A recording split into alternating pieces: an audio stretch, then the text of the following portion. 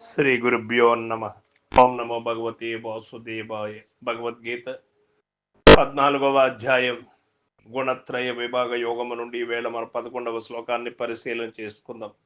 సర్వద్వారేషు దీకిస్మిన్ ప్రకాశవపచాయతే జ్ఞానం యదా తదా విద్యాత్ వివృద్ధం సత్వమిత్యుత. భగవానులు చెబుతూ ఉన్నారు, ఎప్పుడీ శరీరమునందు శ్రోత్రాది ఇంద్రియ ద్వారములన్నిటి యందును ప్రకాశ రూపమగు బుద్ధి వృత్తి రూపమగు జ్ఞానము కలుగుతున్నదో అప్పుడు సత్వగుణము బాగుగా వృద్ధి నొంది ఉన్నదని తెలుసుకొనవలెను.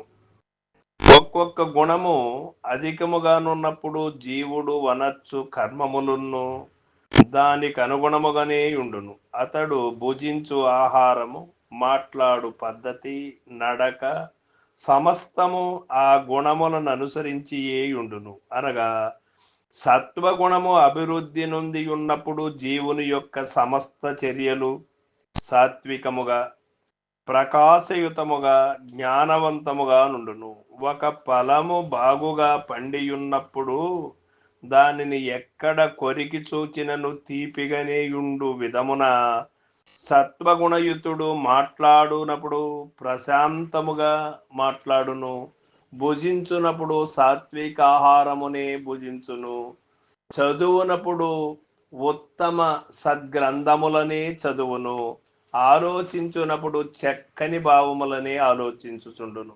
ఈ సత్యమే ఈ శ్లోకమునందు వెల్లడించబడినది. ఈ ప్రకారము ప్రశాంతత జ్ఞాన ప్రకాశము సమస్తేంద్రియముల నుండి ఎప్పుడు వెళ్ళి విరియునో అప్పుడు ఆ వ్యక్తి సత్వగుణము అధికముగానున్నదని వెంటనే గ్రహించవచ్చును. దీనిని బట్టి ఒకడు సాధన యందు అభివృద్ధి నొందినది లేనిది స్పష్టముగా తెలుసుకొనుటకు అవకాశం ఏర్పడును. కావున వాని ఆచరణ చూచిన చాలును, వాని ఇంద్రియ ప్రవృత్తులు చూచిన చాలును. భగవానుడు ఈ శ్లోకమునందును రాబో 2 శ్లోకములందును జీవుని యొక్క చరిత్ర శుద్ధి అంతస్తు కనిపెట్టుటకు చక్కని కొలత వస్తువును ప్రసాదించిరి. వారి వారి ఆచరణయే ఆ కొలత సాధనము కాబట్టి ప్రతి వారును తమ తమ దైనిక ఆచరణను పరీక్షించుకొనుచు తమ యందు ఏ గుణము ప్రవృద్ధమై ఉన్నదో బాగుగా కనిపెట్టి సాధనాతిశయము చే తమ మనస్సు నుండి రజస్సు నుండి సత్వమునకు, సత్వము నుండి విశుద్ధ సత్వమునకు లేక గుణాతీత స్థితికి మారుటకై ప్రయత్నించవలెను.